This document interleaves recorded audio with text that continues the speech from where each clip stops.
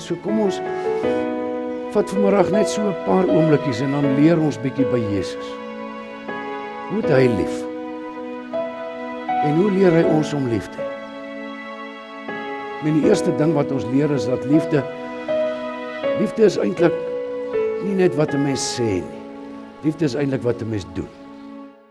En behalwe dat hy vir ons leer liefde is om te doen, leer hy ons ook dat liefde is om te dien.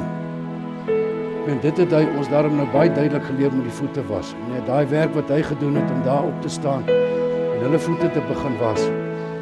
Ek meen, dit was eintlik, as jy nou daai dae bediende gehad, dan was dit die bediende se werk.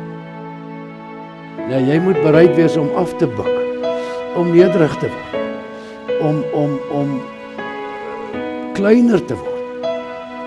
Nou, en dis al daai dinge wat Jesus ons wys, en as hy opstaan, dan sê hy, het julle nou gesien wat ek doen? So moet julle mekaar lief hê, soos ek julle lief hê.